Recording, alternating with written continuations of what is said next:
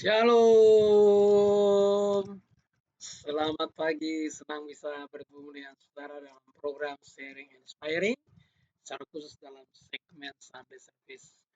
Seperti yang saya umumkan sebelumnya saudara-saudara, untuk sementara waktu kita tampilkan renungannya, dan biarlah ini juga menjadi berkat bagi kita semua.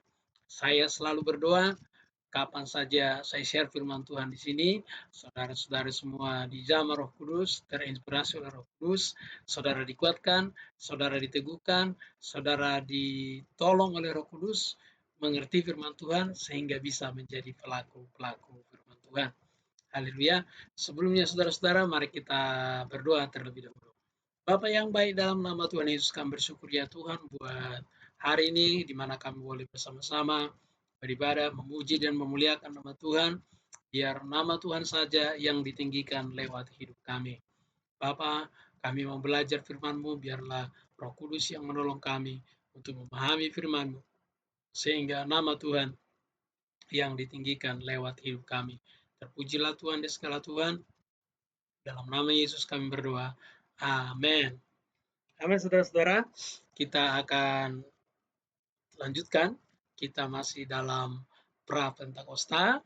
Ya, kita percaya kita masih membahas tema besarnya itu Yesus Kristus bangkit, ya.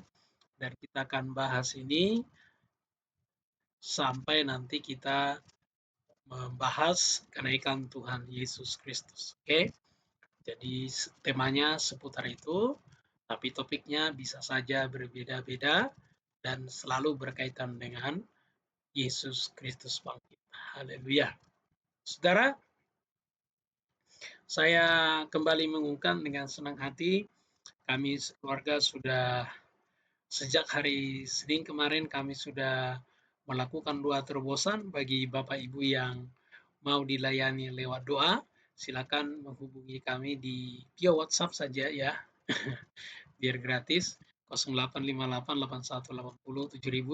Silakan kirimkan pokok doa Anda. Formatnya sesuai dengan tertera di layar kaca Anda. Dengan senang hati kami melayani Anda. Saudara, kalau selama ini saudara-saudara sudah berdoa buat kami, maka saatnya kami berdoa bagi saudara-saudara. Memang masih ada banyak pergumulan-pergumulan. Kita percaya Tuhan punya waktu yang tepat menjawab pergumulan kita. Saudara-saudara, hari ini kita akan membahas topik khusus kuasa kebangkitan membawa sukacita. Saudara-saudara, saya percaya kita semua mendambakan namanya sukacita. Saya yakin kita semua mau menjadi orang yang bersukacita. Bahkan firman Tuhan berkata, bersukacitalah senantiasa. Sekali lagi katakan, bersukacitalah. Bersukacitalah senantiasa di dalam Tuhan. Sekali lagi katakan, bersukacitalah. Sukacita itu penting, terutama kita hidup di dalam dunia ini. Jangan berpikir kita nanti baru di surga bisa merasakan sukacita surgawi. Tidak. Suasana sukacita surgawi kita harus alami sejak kita di bumi, ya. Mulai dari sekarang, sejak kita percaya Tuhan Yesus, kita harus mengalami namanya sukacita. Saudara masih ingat sukacita seperti yang saya jelaskan di dalam studi eksposisi kitab Filipi? Sukacita itu adalah rasa gembira dari dalam keluar, bukan dari luar ke dalam. Kalau faktor dari luar ke dalam itu namanya gembira. Tapi ini ada rasa senang yang timbul dari dalam. Yang ini bukan kita ciptakan sendiri, tetapi ini karena hubungan kita dengan Tuhan. Karena Yesus. Nah, dalam konteks ini kita bersukacita karena Kristus bangkit. Lah, apa sukacita kita? Nah, kita belajar dulu dari firman Tuhan, nanti kita hubungkan dengan konteks kita masa kini. Amin.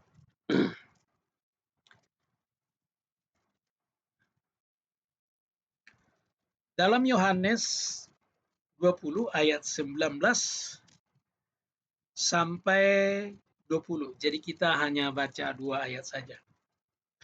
Ketika hari sudah malam, pada hari pertama minggu itu, berkumpullah murid-murid Yesus di suatu tempat. Pintu mereka terkunci karena mereka takut kepada orang Yahudi. Kita tahu bahwa saat itu mereka begitu percaya diri, Ya, sebelum Yesus ditangkap, mereka ini, murid-murid ini adalah orang yang percaya diri bahwa Yesus akan Mesias. Mereka sudah Yesus adalah Mesias politik yang mereka harapkan. Wah, nanti Yesus merintah, mereka akan punya jabatan khusus, ya kan?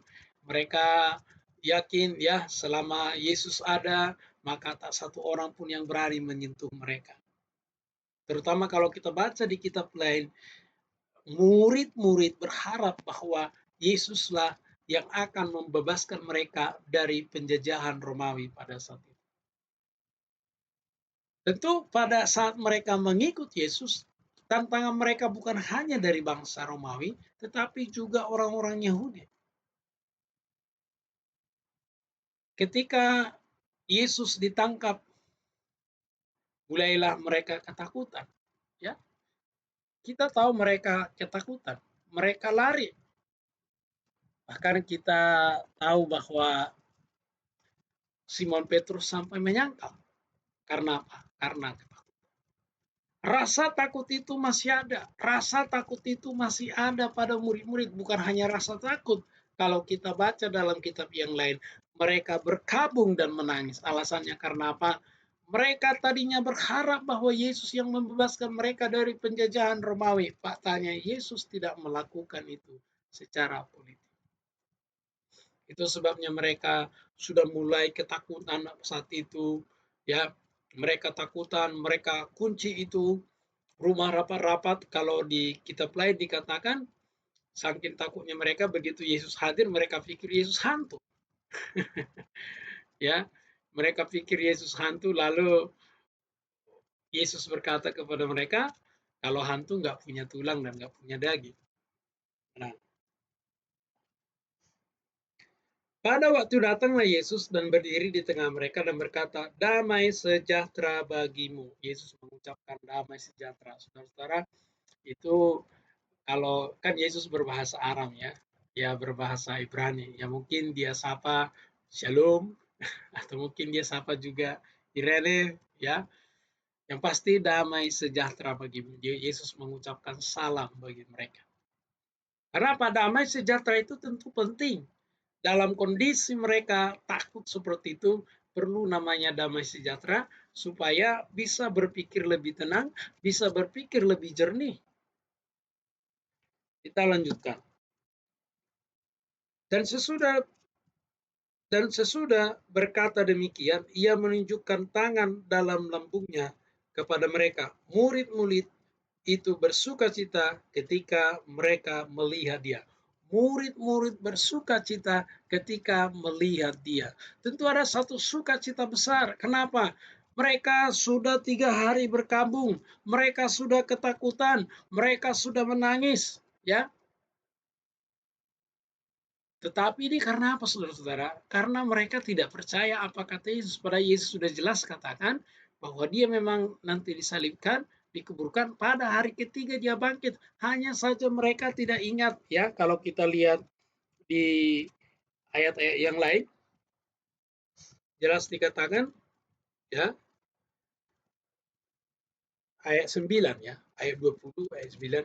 Sebab lama itu mereka belum mengerti isi kitab suci yang mengatakan bahwa ia harus bangkit dari antara orang mati. Padahal sudah jelas dikatakan, Yesus sudah berbicara kepada mereka bahwa dia akan bangkit pada hari ketiga. Tetapi murid-murid lama baru percaya. Karena mereka lama baru percaya, itu sebabnya mereka larut dalam kesedihannya, larut dalam perkampungannya, terutama mulai ketakutan. Ya, mereka takut karena pasti saat itu pemuka-pemuka agama pasti akan menyerang mereka, pasti akan menghasut mereka. Mereka sudah khawatir, mereka sedang ketakutan. Nah, ketika Yesus menampakkan diri, itu pun sempat mereka berasumsi bahwa Yesus adalah hantu. Tapi Yesus berkata, ya, Yesus menunjukkan tangannya yang berlubang paku itu. Kemudian Yesus juga menunjukkan kakinya yang bekas paku, termasuk lambungnya. Dan kalau kita gabungkan secara keseluruhan, Thomas juga ada pada saat itu.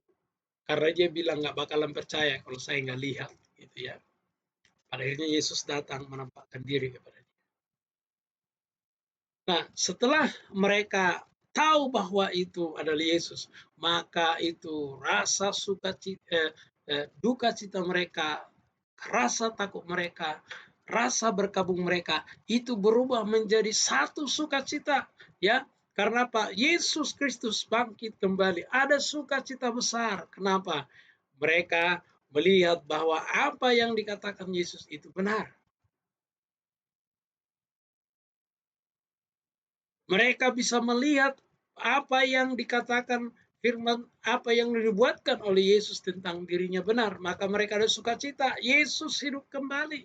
Ya, Yesus bersukacita dan mereka bersukacita. Ya, mereka sangat bersukacita. Ada satu sukacita besar. Ya, karena apa? Mereka yang tadinya berkabung, mereka yang tadinya ketakutan, mereka yang tadinya sudah menangis, ketika bertemu dengan Yesus yang hidup itu berubah menjadi satu sukacita. Haleluya. Saudara-saudara, konteks kita dengan murid-murid mungkin berbeda. Kita sudah jelas tertulis, ya tentu kita akan lebih mudah mempelajari, lebih mudah kita memahami. Lalu bagaimana kuasa kebangkitan ini membawa sukacita bagi kita, sama seperti murid-murid pada saat itu. Saudara, masalah kita mungkin berbeda dengan masalah murid-murid. Mereka saat itu berkabung, mereka saat itu putus asa, mungkin ya mereka ketakutan. Tapi kita juga punya masalah. Kita sama-sama bermasalah dengan mereka. Masalah terbesar kita, saudara-saudara, yaitu harusnya saya dan saudara, yaitu layak dihukum. Layak menerima hukuman yang kekal. Karena apa? Kita ini semua orang telah berbuat dosa, dan semua orang itu yang belum percaya itu diperbudak oleh dosa. Sebelum saya dengan saudara mengenal Kristus, kita ini diperbudak oleh dosa. Tetapi kalau saudara-saudara, sekarang kita bukan lagi budak dosa, maka ini adalah satu sukacita besar. Ini adalah satu sukacita yang besar, kita tidak diperbudak dosa lagi. Ya, kalau kita baca dalam 2 Korintus 5, ya 2 Korintus 5, saya baca 14. Sebab bahwa kasih Kristus menguasai kami, karena kami telah mengerti bahwa jika satu orang mati untuk semua orang, maka mereka semua sudah mati. Jadi saudara dan saya, kita tidak perlu lagi mengalami namanya kematian kekal, karena kita sudah ditebus oleh Yesus Kristus. Lanjut ya. Dan Kristus telah mati untuk semua orang, supaya mereka hidup tidak lagi untuk dirinya sendiri, tetapi untuk Dia yang telah mati dan telah bangkit untuk mereka. Jadi saudara-saudara, ada sukacita bagi kita. Masalahnya terbesar kita, seperti saya katakan tadi, yaitu terkait dengan dosa. Kita diperbudak dosa, tapi kita bersyukur melalui kebangkitan dan kematian dan kebangkitan Kristus. Kita ditebus, kita tidak lagi hidup untuk diri kita sendiri, tetapi kita hidup untuk Kristus. Ini adalah satu sukacita. Sukacita yang demikian tidak bisa ditemukan dimanapun. Saudara, kalau saudara bayangkan, seandainya Kristus tidak menangkap saudara, apa yang terjadi? Saya kadang-kadang merenung demikian. Seandainya Kristus dulu tidak menangkap saya, kira-kira saya ini mau menjadi apa? Tapi saya bersyukur. Kristus menangkap saya. Saya yang tadinya berjalan menuju api neraka. Saya yang tadinya berjalan menuju kematian. Tapi Kristus tebus saya. Kristus bebaskan saya dari perbudakan dosa. Dan Dia jadikan saya miliknya, supaya saya hidup tidak lagi untuk diri sendiri, tapi saya hidup untuk Kristus. Ini adalah sukacita kita. Saudara tidak bisa temukan di mana sukacita karena kebangkitan Kristus ini. Ini adalah satu sukacita kita. Kalau seandainya Kristus tidak bangkit, saudara dan saya masih hidup dalam dosa. Tapi karena Kristus sudah bangkit, maka kita merdeka, maka kita beroleh jaminan hidup yang kekal. Haleluya. Saudara, ini adalah satu sukacita. Saya percaya saudara mulai memahami. Ya, saudara, kalau misalnya masih kurang memahami, kalau ada pertanyaan, saya sangat terbuka untuk menjawab pertanyaan. Silakan, ya, tinggalkan komentar Anda di kolom komentar di bawah ini ya. Dan saudara bisa tonton ulang ya, bisa sehingga mendapat gambaran apa yang saya jelaskan bahwa ada sukacita dalam kebangkitan itu. Seperti yang saya katakan, konteks murid-murid saat itu masalah terbesar mereka adalah mereka bersedih, mereka berkabung, sehingga ketika mereka bertemu dengan Yesus yang bangkit, ada sukacita yang besar. Esensinya sama. Ketika kita bertemu dengan Yesus yang bangkit itu, kita mengalami sukacita besar.